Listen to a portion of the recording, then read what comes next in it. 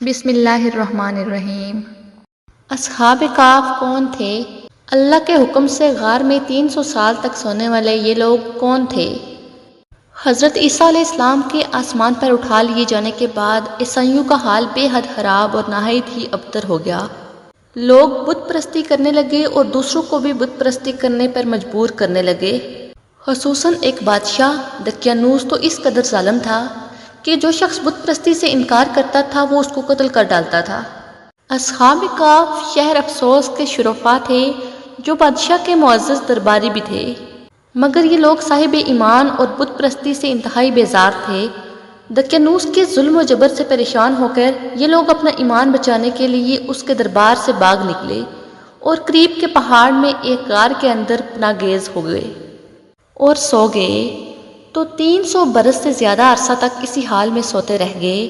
دقیانوس نے جب ان لوگوں کو تلاش کرایا تو اس کو معلوم ہوا کہ یہ لوگ غار کے اندر ہیں، تو وہ بے حد ناراض ہوا اور غیظ و غضب میں یہ حکم دے دیا کہ غار کو ایک سنگین دیوار اٹھا کر بند کر دیا جائے تاکہ یہ لوگ اسی میں رہ کر مر جائیں اور وہی غار ان لوگوں کی قبر بن جائے۔ مگر دقیانوس نے جس شخص کے سپرد یہ کام کیا تھا وہ بہت ہی نیک دل اور صاحب ایمان آدمی تھا۔ اس نے اصحاب کہف کے نام، ان کی تعداد اور ان کا پورا واقعہ ایک تختی پر لکھ کر تانبے کے صندوق کے اندر رکھ کر دیوار کی بنیاد میں رکھ دیا۔ اسی طرح کی ایک تختی شاہی خزانے میں بھی محفوظ کرا دی۔ کچھ دنوں کے بعد دقیانوس بادشاہ مر گیا اور سلطنتیں بدلتی رہی، یہاں تک کہ ایک نیک دل اور انصاف پرور بادشاہ جس کا نام بیدروس تھا تخت نشین ہوا، جس نے 68 سال تک بہت شان و شوکت کے ساتھ حکومت کی۔ اس کے دور میں مذہبی فرقہ بندی شروع ہو گئی اور بعض لوگ مرنے کے بعد اٹھنے اور قیامت کا انکار کرنے لگے۔ بادشاہ اللہ تعالیٰ کے حضور رو رو کر دعائیں کرنے لگا کہ یا اللہ عز و جل کوئی ایسی نشانی ظاہر فرما دے تاکہ لوگوں کو مرنے کے بعد زندہ ہو کر اٹھنے اور قیامت کا یقین ہو جائے۔ بادشاہ کی یہ دعا قبول ہو گئی اور اچانک بکریوں کے ایک چرواہے نے اپنی بکریوں کو ٹھہرانے کے لیے اسی غار کو منتخب کیا اور دیوار کو گرا دیا۔ دیوار گرتے ہی لوگوں پر ایسی ہیبت و دہشت سوار ہو گئی کہ دیوار گرانے والے وہاں سے بھاگ گئے اور اصحاب کہف بحکم خدا اپنی نیند سے بیدار ہو کر اٹھ بیٹھے اور ایک دوسرے سے سلام و کلام میں مشغول ہو گئے اور نماز بھی ادا کر لی۔ جب ان لوگوں کو بھوک لگی تو ان لوگوں میں سے ایک ساتھی نے یملیحا سے کہا تم بازار جا کر کھانے کے لیے کچھ لے آؤ اور نہایت ہی خاموشی سے یہ بھی معلوم کرو کہ دقیانوس ہم لوگوں کے بارے میں کیا ارادہ رکھتا ہے۔ یملیحا غار سے نکل کر بازار گئے اور یہ دیکھ کر حیران رہ گئے کہ شہر میں ہر طرف اسلام کا چرچا ہے اور لوگ اعلانیہ حضرت عیسیٰ علیہ السلام کا کلمہ پڑھ رہے ہیں۔ یملیحا یہ منظر دیکھ کر نہایت ہی حیرت میں گم ہو گئے کہ الہی یہ کیا ماجرا ہے کہ اس شہر میں اسلام اور ایمان کا نام لینا بھی جرم تھا، آج یہ انقلاب کہاں سے اور کیوں کر آ گیا۔ پھر یہ ایک نان بائی کی دکان پر کھانا لینے گئے اور دقیانوسی زمانے کا 1 روپیہ دکاندار کو دے دیا جس کا چلن بند ہو چکا تھا، بلکہ کوئی اس سکے کو دیکھنے والا بھی باقی نہیں رہ گیا تھا۔ دکاندار کو شبہ ہوا کہ شاید اس شخص کو کوئی پرانا خزانہ مل گیا ہے، چنانچہ دکاندار نے ان کو حکام کے سپرد کر دیا اور حکام نے ان سے خزانے کے بارے میں پوچھ گچھ شروع کر دی اور کہا کہ بتاؤ خزانہ کہاں ہے۔ یملیحا نے کہا کوئی خزانہ نہیں ہے، یہ ہمارا ہی روپیہ ہے۔ حکام نے کہا ہم کس طرح مان لیں کہ یہ روپیہ تمہارا ہے؟ یہ سکہ 300 برس پرانا ہے اور برسوں گزر گئے ہیں، اس سکے کا چلن بند ہو گیا ہے اور تم ابھی بھی جوان ہو، لہٰذا صاف صاف بتاؤ کہ کیا بات ہے۔ یہ سن کر یملیحا نے کہا تم لوگ یہ بتاؤ دقیانوس بادشاہ کا کیا حال ہے؟ حکام نے کہا آج روئے زمین پر اس نام کا کوئی بادشاہ نہیں ہے، ہاں سینکڑوں برس گزر گئے ہیں، اس نام کا ایک بے ایمان بادشاہ گزرا ہے جو بت پرست تھا۔ اس پر یملیحا نے کہا ابھی کل ہی تو ہم لوگ اس کے خوف سے اپنا ایمان اور جان بچا کر بھاگے ہیں، میرے ساتھی قریب ہی ایک غار میں موجود ہیں، تم لوگ میرے ساتھ چلو، میں تم لوگوں کو ان سے ملا دوں۔ چنانچہ حکام اور عمائدین شہر کثیر تعداد میں اس غار کے پاس پہنچے۔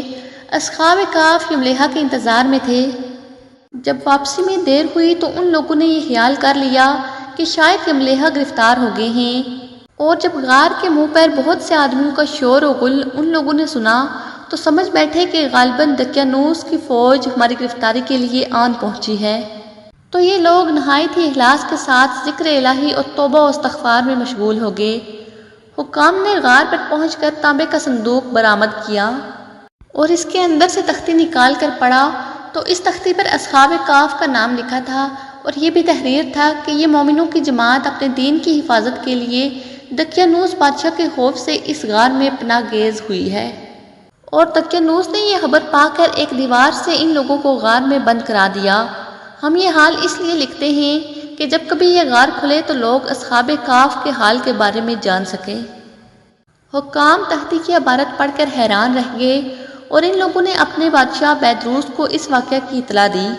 فوراً ہی بیدروس بادشاہ اپنے امراء اور عمائدین شہر کو ساتھ لے کر غار کے پاس پہنچا تو اصحاب کہف نے غار سے نکل کر بادشاہ سے ملاقات کی اور اپنے سارے رودات بیان کی۔ بیدروس بادشاہ سجدے میں گر کر اللہ تعالیٰ کا شکر ادا کرنے لگا کہ میری دعا قبول ہو گئی اور اللہ تعالیٰ نے ایسی نشانی ظاہر کر دی جس سے موت کے بعد زندہ ہو کر اٹھنے کا ہر شخص کو یقین ہو گیا۔